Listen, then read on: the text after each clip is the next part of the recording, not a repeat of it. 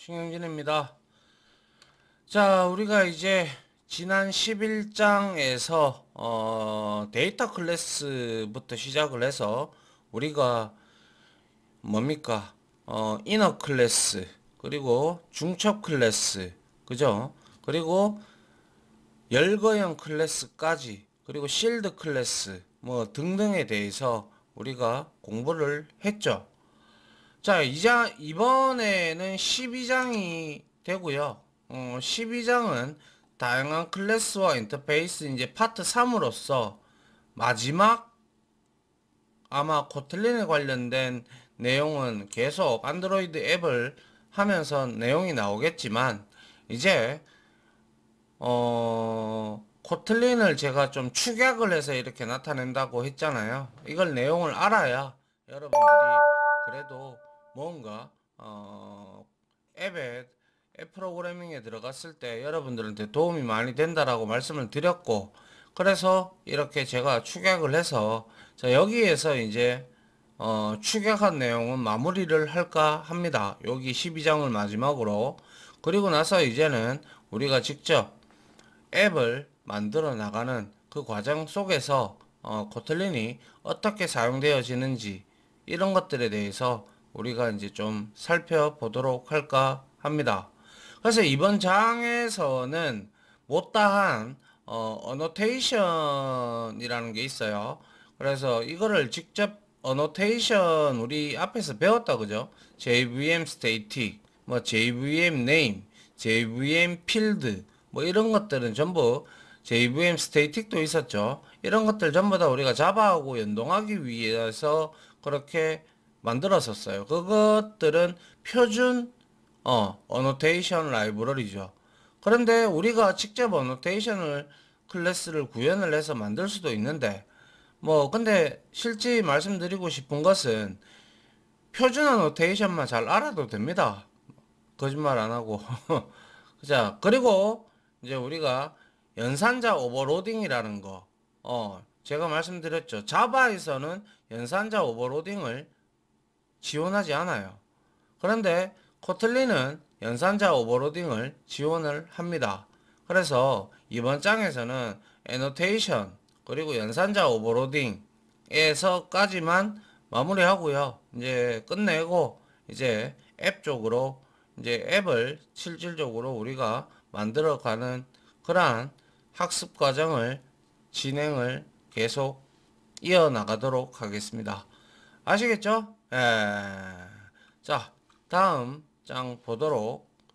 자, 다음 장을 우리가 이제 보면서 그 내용들을 조금씩 익혀 나가도록 하겠습니다. 자, 먼저 애노테이션 사람에 따라서 애노테이션이라고도 하고 뭐 어노테이션이라고도 하고 그렇게 얘기를 합니다. 자, 애노테이션, 어노테이션 얘는 사전적 의미로는 주석이라는 뜻이다라고 우리 이미 앞에서 한번 봤어요. 그죠? 그래서 이 어노테이션이라는 것은 실질적으로 코드에 부가 정보를 우리가 추가하는 역할을 합니다. 부가 정보. 아시겠어요? 예. 이제 뭐 어떤 정보를 추가하는 역할을 하는데 통상적으로 골뱅이 기호와 함께 나타내는 표기법으로 주로 컴파일러나 프로그램 실행 시간에서 이제 우리가 사전 처리를 하기 위해서 사용합니다. 그래서 예를 들어 우리가 골뱅이 테스트라는 게 있어요. 이 골뱅이 테스트는 유닛 테스트를 위해서 사용을 합니다. 유닛 테스트. 여기서 말하는 유닛 테스트라는 것은 뭐냐면 여러분들도 현업에 들어가 보면 많이 하실 텐데 저도 많이 했거든요. 그래서 유닛 테스트라는 것은 말 그대로 우리가 컴퓨터 프로그래밍에서 소스 코드들이 있잖아요. 그죠? 소스 코드. 이 소스 코드의 특정 모듈이나 모듈이 그죠? 우리가 만든 의도대로 제대로 정확히 실행되는지 확인하는 확인하는 절차예요. 그러니까 뭐 확인하는 혹은 검증하는 절차를 우리는 유닛 테스트라고 합니다. 그래서 요것들에 대한 내용들은 여러분들이 우리가 어떠한 프로그램 소스를 만들어 놓고 위에다가 유닛 테스트, 자바 같은 경우는 우리가 JUnit이라는 것을 이용을 해서 우리가 이게 제대로 작동을 하면 석세스, 이게 제대로 작동을 하지 않느냐 하면 fail이 나거든요. 뭐 그러한 형태로 유닛 테스트를 위해서 사용을 하고, 그리고 우리가 봤던 골뱅이 JVM 스테이틱은 아시다시피 자바 코드에서 그죠?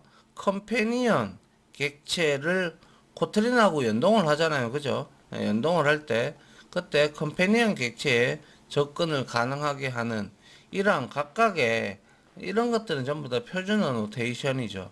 그죠? 예. 그래서 접근을 가능하게 한다 라는 것이고요. 그래서 애노테이션 클래스를 직접 만드는 것은 사실 상당히 고급 기법입니다. 실질적으로 뭐 만들어도 이걸 어디다가 써야 될지 그거는 뭐 여튼 그렇고요. 아무튼 고급 기법에 해당하기 때문에 프레임워크를 제작하지 않는 한 사용할 일은 솔직히 별로 없어요. 그래서 표준 어노테이션 제공해 주는 거를 잘 활용만 해도 크게 문제는 없다라는 말씀을 미리 드렸죠. 그래서 오히려 프레임워크에서 제공해 주는 어노테이션을 사용하는 경우가 많다 말씀드린 바대로 여기서는 어노테이션을 선언하고 사용하는 방법에서 대략적으로만 우리가 한번 살펴보도록 할게요. 자, 먼저 우리가 어노테이션을 선언하는 방법부터 한번 보면 되는데, 자, 사용자 어노테이션을 만들기 위해서 커스텀 어노테이션이죠. 그죠?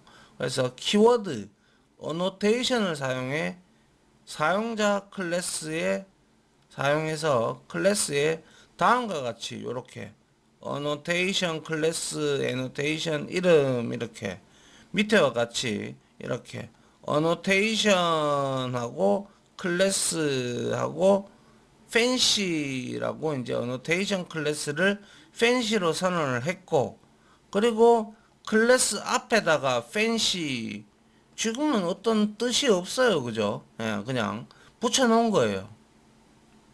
아시겠죠? 사용을 하는데 이게 도대체 부가적으로 어떠한 내용이 들어갔는지에 대한 내용은 없기 때문에 여기에는 어노테이션에는 여러가지 종류의 클래스가 존재를 합니다.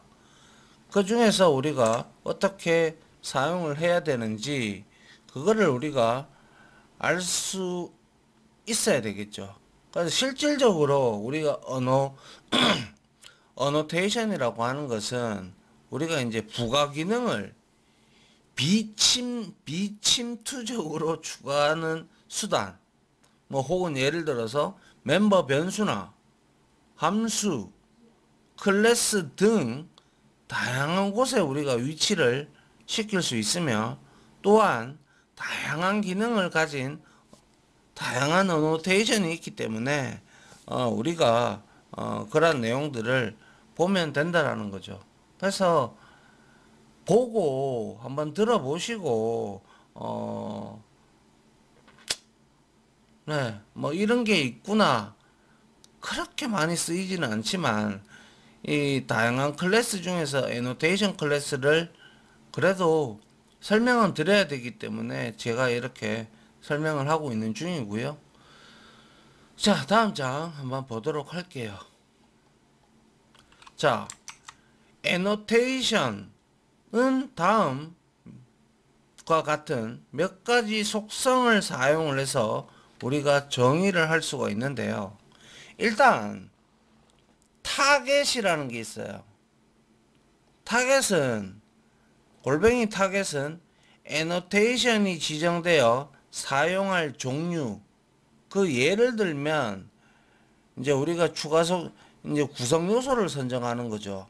그래서 타겟이 선언되지 않고 해당 타겟을 만약에 우리가 사용을 하게 되면 얘는 정상적으로 동작을 하지 않을 수가 있어요.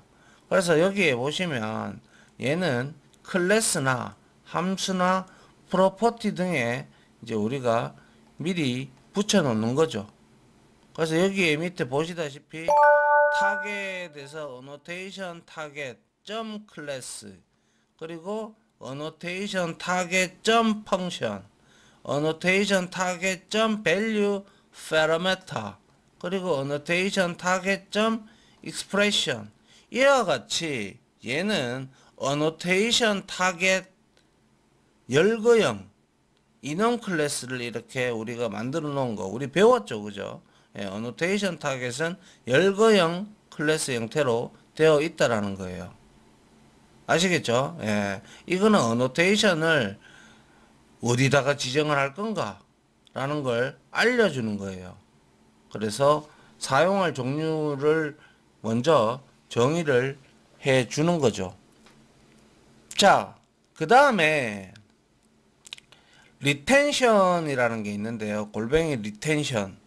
이 리텐션은 annotation에 컴파일된 클래스 파일을 저장할 것인지 아니면 실행 시간에 반영할 것인지를 결정하는 건데, 통상적으로 얘는 annotation이 남아있는 단계를 설정을 해줘야 됩니다. 선정을 합니다. 그래서 여기에서 리텐션에서 annotation retention source가 있죠. 그래서 여기에는 세 가지의 타입이 있어요. 소스가 있고, 바이너리 타임이 있고, 그 다음에 바이너리가 컴파일 타임이에요. 그리고 런 타임 중에서 선택이 가능한데, 이 소스라는 것은 한마디로 말해서 뭡니까? 이 annotation의 처리 방법을 가리키는데, 소스일 때는 컴파일 시간에 이 annotation 정보를 제거를 해라, 이런 뜻입니다. 알겠죠? 그래서 이런 컴파일 시간에 제거를 시켜주는 것을 이제 우리가 이제 소스가 이렇게 사용이 된다라는 것이고요. 만약에 런타임으로 만약에 내가 선언을 했다. 런타임으로. 그러면 런타임으로 선언을 하면 런타임 중에 annotation 정보가 남아 있습니다.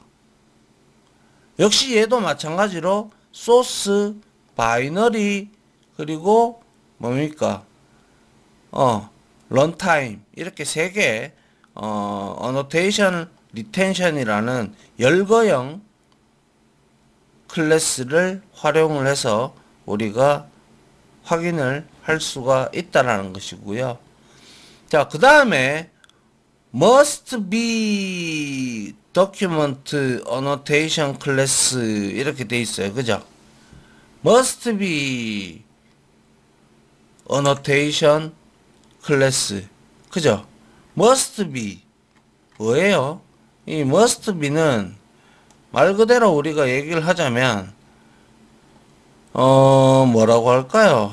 이거를 표현하기가 조금 애매하기도 하고 뭐라고 하죠? annotation must be, 얘는요 솔직히 말해서 이 annotation은 우리가 공공 API 있잖아요.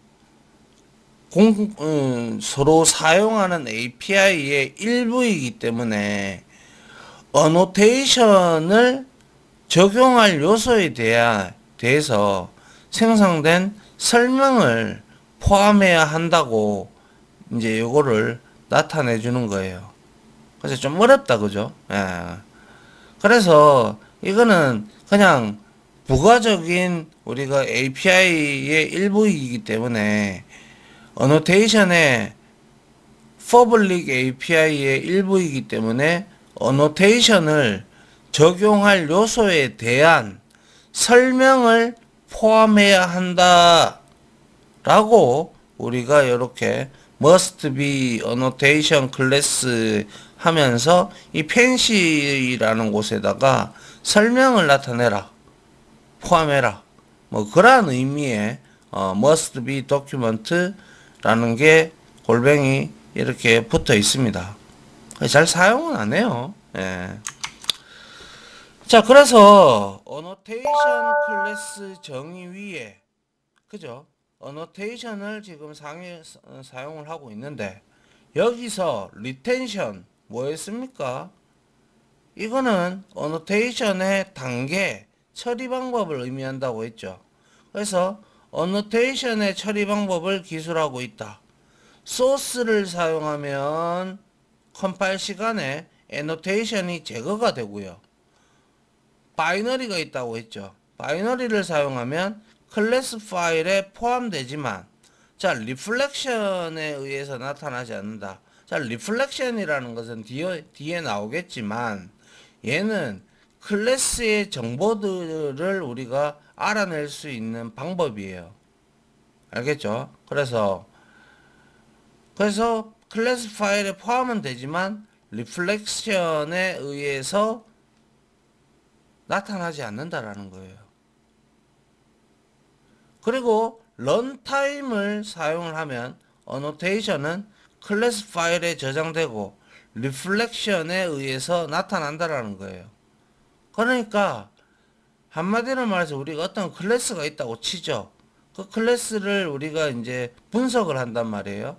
분석을 할 때 그 지정했던 리텐션에서 지정했던 처리 방법에, 요 처리 방법에 따라서 소스를 주면, 소스와 바이너리를 주게 되면 리플렉션에 의해서 이 정보가 나타나지 않고, 근데 약간의 차이는 있죠. 클래스 파일에 포함은 되는데 컴파일 시간에 얘는 제거가 되지만은 둘 다 여튼 리플렉션에 의해서 나타나지 않지만, 런타임을 주게 되면 annotation 클래스 파일에 저장이 되고 아울러 리플렉션에 의해서 나타나요. 얘 정보가. 아시겠죠? 예. 개념이 그렇게 쉽지만은 않죠, 그죠? 예. 자, 그 다음 한번 볼게요. 자, 그래서 앞에서 제가 잠깐 말씀드렸던 리플렉션은 뭐냐? 사전적으로 반사나 투영이라는 뜻하는 리플렉션입니다. 그래서 이런 거는 자바에도 다 있고, 어노테이션도 자바에서도 많이 씁니다. 그래서 리플렉션, 이것도 자바에도 있는데요. 리플렉션이란 프로그램을 실행할 때 프로그램의 특정 구조를 분석해 나가는 기법으로 사용된다. 그래서 우리가 어떤 클래스를 하나 선언을 했단 말이에요. 선언을 하면 거기에는 분명히 클래스 명도 있고 프로퍼티도 있고 그리고 메서드도 있고 외부 함수도 있을 거고 뭐 여러 가지가 있을 거 아닙니까? 그죠? 그런 것들을 분석해서 우리가 나타낼 수 있어요. 그래서 이 클래스는 이렇게 뭐 생성자도 이렇게 있고 뭐도 있고 이런 것들을 우리가 분석해 나가는 기법을 우리가 투영 바라본다라는 거죠. 그죠? 예. 그래서 예를 들어 어떤 함수를 정의하는데 함수의 매개 변수로 클래스 타입을 선언을 하고 실행을 할 때 매개 변수로 들어온 전달된 클래스의 이름, 클래스의 메서드나 프로퍼티를 알아내는 작업을 리플렉션이라고 합니다. 알겠죠? 그래서 어떤 특정 구조, 그게 어떤 게 될지는 모르죠. 그거는 이제 우리가 어떻게 정리를 하면 되니까. 그래서 실행 시간의 클래스를 분석하려면, 그러니까 런타임 시죠. 클래스의 정보, 클래스에 대한 정보를 표현하는 클래스 레퍼런스로부터 알아내야 되겠죠. 왜? 런타임 시에 우리는 컴파일 타임에 인스턴스가 생성되지는 않잖아요. 그죠? 예. 그래서 런타임 시 알아내기 위해서는 반드시 우리는 레퍼런스, 즉 주소, 참조를 통한 것으로부터 알아내야 되죠. 그건 당연한 얘기인 거잖아요. 그죠? 따라서 특정 클래스의 정보를 분석하기 위해 클래스 타입인 K 클래스하고 제네릭 타입으로 여기에 와일드 카드, 그죠? 별표가 이제 정보를 분석하기 위해 클래스 타입인 K 클래스 이놈으로 정의를 하고, 그리고 클래스 레퍼런스는 우리가 골뱅이 두 개를 써서 클래스 이름에다가 골뱅이란다. 콜론 두 개를 써서 클래스와 같은 형태로 표현을 합니다. 그래서 이렇게만 적어 놓으면 잘 모르니까 일단은 특정 클래스의 정보를 분석하기 위해 클래스 타입인 K 클래스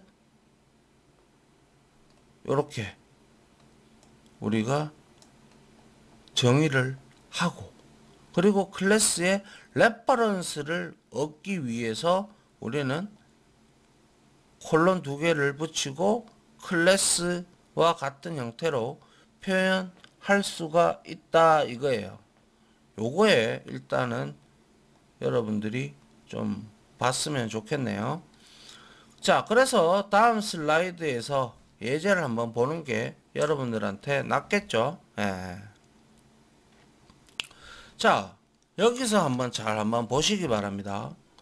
자, 이것들은 우리가 이 분석하기 위해서 reflect K 클래스, 그리고 member function, 그리고 member property라는 이러한, 이건 기존에 선언되어 있는 거잖아요. 그죠? 그래서 이렇게 import해서 땡겨온 거고요. 자, 클래스를 하나 선언했어요. 그런데 유저고요. 그리고 이름은 유저고, 여기에는 주생성자의 3개의 뭐예요? 3개의 매개 변수가 있다. 그죠? 예. 그리고 여기에는 체크라는 함수가 있고요. 그죠? 그리고 이 체크는 if문을 가지고 노멀이면 print ln에서 you need to get the silver grade, 뭐 여무튼 이러한 문자열을 노멀이라면 이렇게 출력을 해라, 이런 뜻을 의미를 하고 있는데, 이렇게 클래스를 만들었단 말이에요. 맞죠? 예. 근데 여기에는 매개 변수 3개, 그리고 체크라는 메서드를 가지고 있습니다. 그래서 먼저 메인에 가서 타입을 한번 출력을 해 보려고 해요. 그래서 print ln에서 유저의 클래스 명이다. 그죠? 클래스 명에다가 뭐 콜론 2개가 붙으면 레퍼런스를 넣는다라고 했죠. 그죠? 그래서 클래스 레퍼런스를 위해 골뱅이래 자꾸.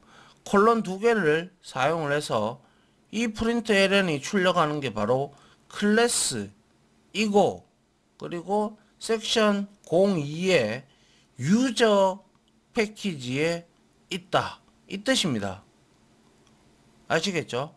아울러 클래스의 프로퍼티와 메서드의 정보를 한번 출력을 해보기 위해서 발해서 클래스 인포, 그래서 유저 해서 레퍼런스 상태로 우리가 얻게 되면 어떻게 돼요? 우리가 앞에서 봤던 K 클래스 요거 선언이 되죠.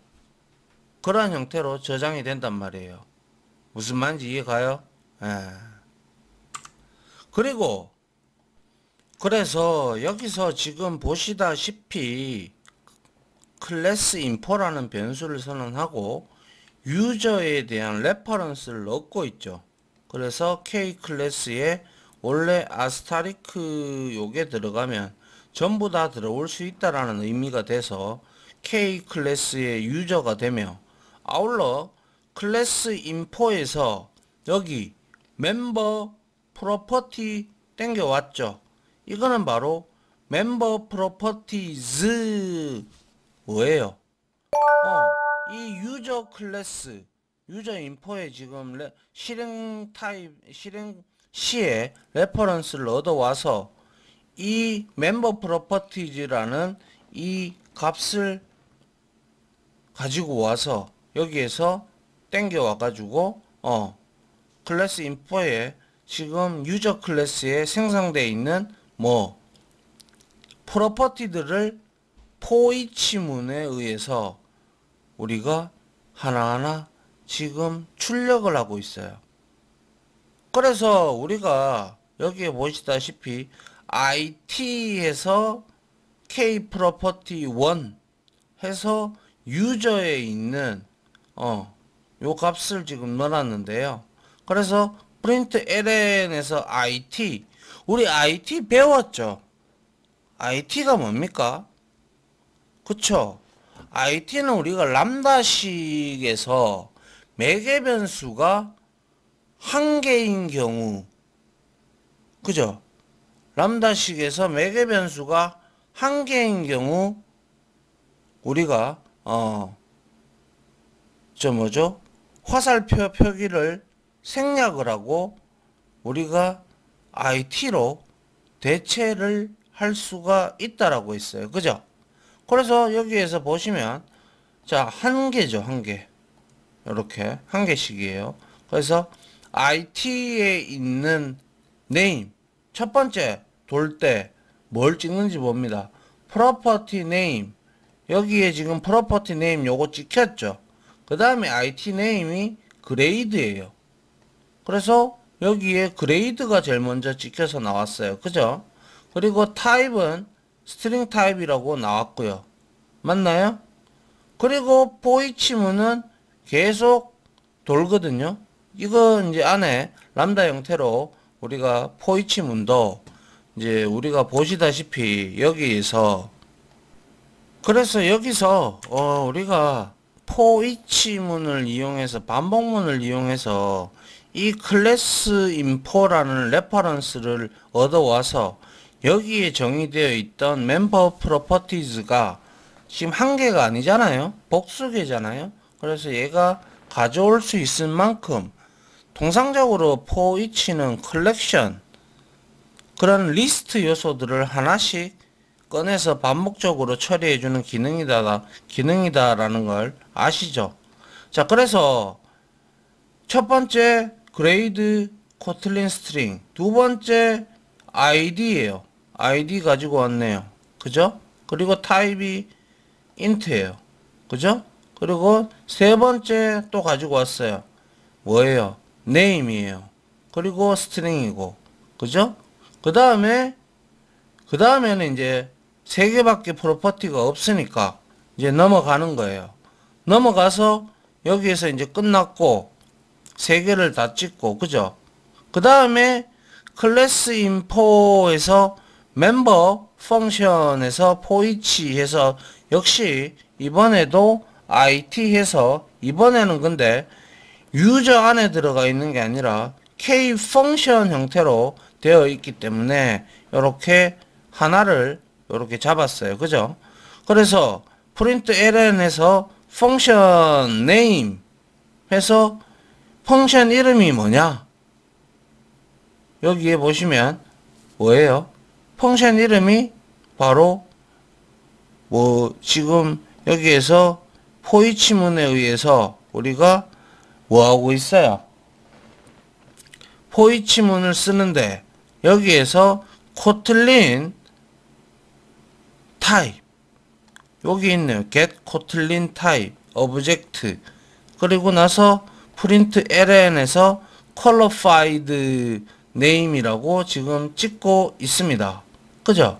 그래서 먼저 우리가 펑션에 지금 이놈은 유저는 자동적으로 묵시적으로 any형을 상속을 받는다라고 말씀을 드렸죠. 그죠? 그래서 펑션 name에서 equals도 있고 우리가 만든 처음에 찍었을 때 처음에 요걸 찍는 거는 뭐예요? 펑션 체크가 한 개 있어요. 그죠? 여기에. 그래 체크가 있고 역시 코틀린 유닛 형태로 있고 그 다음에 얘를 뭐 하고 있어요? 함수에 전달해서 자료형을 알아내기 위해서 요렇게 qualified name에서 요렇게 지금 이제 전부 다 우리가 type, equals, hashcode, toString 이건 전부 다 any형에 있는 거죠. 맞나요? 예. 이렇게 뭔가 클래스를 이렇게 클래스를 하나 선언해 놓고 하나하나 체크를 하기 위해서 이 클래스를 분석을 하는 거죠. 그러니까 들여다보는 거죠. 아, 이 클래스는 리플렉션을 해보니까 뭡니까? 이 세 개의 매개 변수와 체크라는 메서드밖에 없는데 알고 보니 any형을 상속받아서 여기서 지금 뭡니까? 체크 말고도 equals, hashcode, toString이 들어가 있다라는 사실을 우리가 여기서 알 수가 있는 거죠. 그래서 유저 클래스 정보를 읽기 위해서 우리가 유저하고 콜론 2개 해서 클래스의 변수인 클래스 info를 사용해 정보를 출력을 했죠. 이때 멤버 프로퍼티즈와 멤버 펑션즈를 포이치 구문으로 우리가 반복을 통해 화면에 출력을 하고 여기서는 이름과 자료형이 출력이 되었고 그리고 메서드에서는 우리가 구현한 체크 이외에도 equals, hashcode, toString을 기본적으로 가지고 있다는 것을 우리는 여기서 면밀하게 확인을 할 수가 있다라는 것이죠. 이게 바로 리플렉션 하는 방법입니다.